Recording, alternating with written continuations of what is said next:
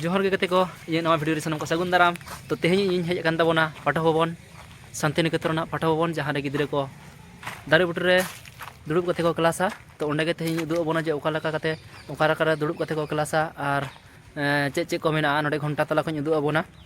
गुड़ी घर को उदुग आबोना और आनंद पाठशाला उदुग आबोना तो मेटे मेटे बन नेला मिन मिते उदुग आबोना सानाम को जुदी जहाँ पे हिजुआ स्टेशन खना एकला भाड़ा 30-40 टाका हतावा किंतु कटी ताड़ाम लहा कते जुदी पे हतावा ताले 20 टाका को हिजुआ और बार पे हड़ जुदी पे तहना ताले 20 टाका को हिजुआ बस स्टैंड खन टोटो ना भाड़ा दो उनकान गया तो नितो दो मेटे मेटे कते जगह बन नेल विश्व भारती शांतिनिकेतन पाठक भवन जहाँ रे गिद्रे को दारे बुटे को पढ़ा जहाँ तीन तिंगू कना ओंडे उनकाना एकना जहाँ रे दारे बुटे को पढ़ा नोडी उदुग बना नोडे दो टूरिस्ट को दो बाको हेज चो को उना दो तो इन तेहनी उदुग आबोना जे ओका लेका नोडे को पढ़ा ओका को पढ़ा जुदी जहाँ पे हिजुआ ताहले रास्ता धारे धारे ते नेल हुई तपेया ने जहाँ भितरी दो बांग को बोलो चुआ तो इन तेहनी उदुग आबोना जे नोडे चेक को मेना चेक को बनुआ घंटा तला मेना घंटा को रुया क्लास हुआ हांडे में आनंद पाठशाला मेना आनंद पाठशाला उदुगा और सालबिथी बुकुल बिथी नवा को मेना सानाम उदुग आबोना जुदी अंत दो इन उदुग आबोना इन जहाँ तिंगू कना नय पे नेल दाड़े कना नोटा नोडे दो टीचर को दुड़ुबा और ओंडे जहाँ इन ओना को ओना जायगा नेलोग कना नवा करे दो गिद्रे को दुड़ुब कोआ आको आसन को अगुया और को दुड़ुब कोआ इन मेटे मेटे तेज उदुग आबोना जायगा को जे ओकारे चेलका मेना ओय नवा तो हुयुग कना आनंद पाठशाला तो नोडे को पढ़ा कटी गिद्रे नोडे को पढ़ा मारांग गिद्रे नोडे दो बांग को पढ़ा जहाँ नर्सरी को पढ़ा 1-2 उनको को पढ़ा और नवा भितर धारे मेना भितर धारे तो बांग को बोलो हचुआ ओनाते बई उदुग दाड़े बोन कना हैं ओना करे और हानासा मेना हानासा बाहरे को उनका को दुड़ुबा ओना तो सांगिन गया ओनाते बई उदुग दाड़े कना हानासा भितरी बोलो हुयुआ और ओनाते ओनका रोड नियाम दाड़े बोन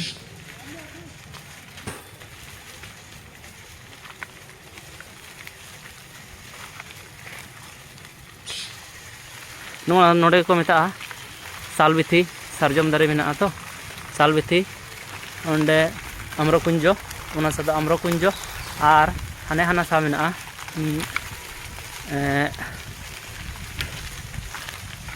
बकुल बिथी हानते मेना ओना दो बकुल बिथी को मेता हाने संगी से जहाँ नेलोग कना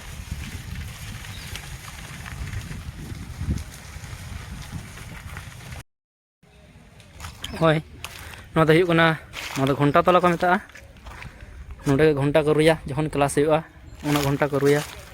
अभी मारांग घंटा कना और ओय घंटा तला बारीते ऑल मेना थोड़ा नेल दाड़े पे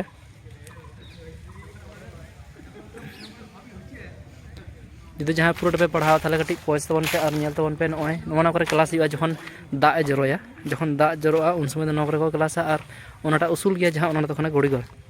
ना गुड़ी गुड़ी नेलोग कना जहाँ तो घड़ी घर पे जू नोते खो उन क्लास और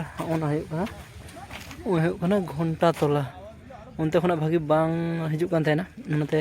नोते खना इन नोते खना कटी भागी लेका हिजुग कना ओना दो हुयुग कना घंटा तला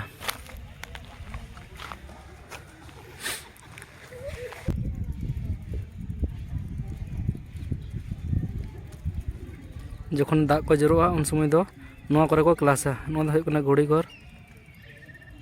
नवा करे को क्लासा ओना हो क्लास कना ऑफिस दो अंते रे मेना तको ओना दो को मेता कना सिंह सदन मेटे कहानी मेना चेदा सिंह सदन को नितुम कदा तो ओना दो छबिन तुलाव कदा ओना खान ओना वीडियो कदी ओना होना खान एडिट कते एमावा तो ओना नेल तबन पे कटी पढ़ा तबन पे चेक कना जो लेके मेना इंग्लिश ते मेना बांग्ला ते मेना और हिंदी ते मेना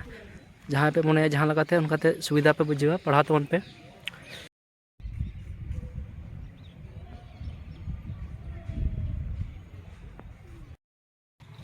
ओय नबन नेले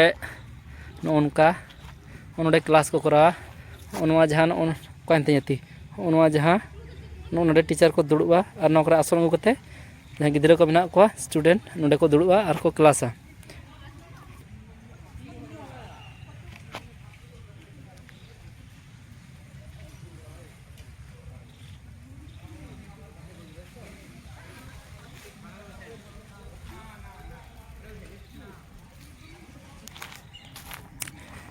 विश्व भारती जहाँ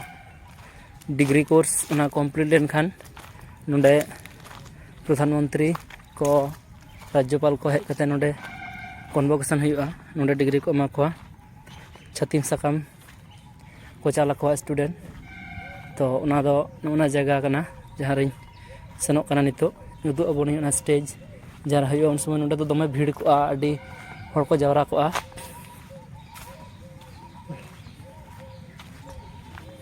नोडे के कन्वोकेशन हुआ समावर्तन अनुष्ठान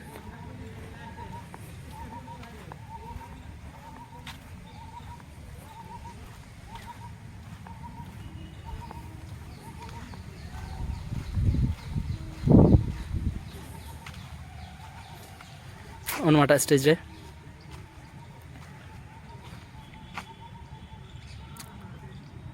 गोटा से पे नेल दाड़ेया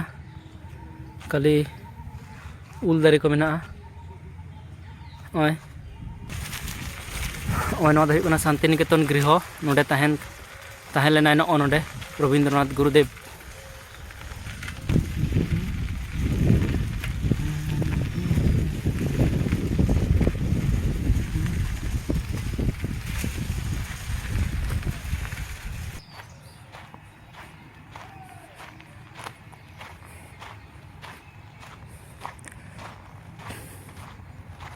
सामांग से खन उदू अबोना सामांग से चेलका सामांग से खना चेलका नेलोआ और उन को मेता कांच मंदिर सामांग से खन दो उनका नेलोआ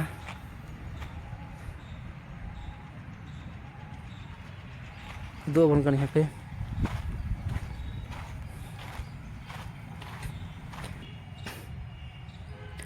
सामांग से खना दो उनका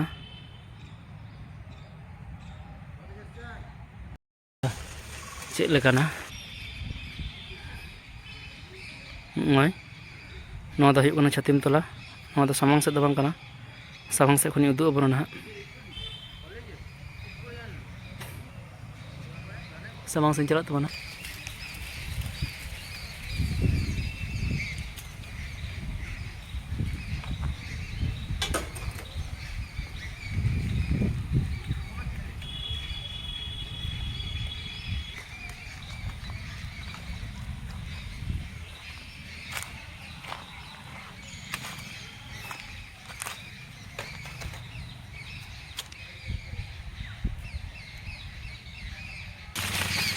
जहाँ उडूना सोचा से जगह म्यूजियम मेना एकदम छातीम तला सामार के म्यूजियम हो मेना।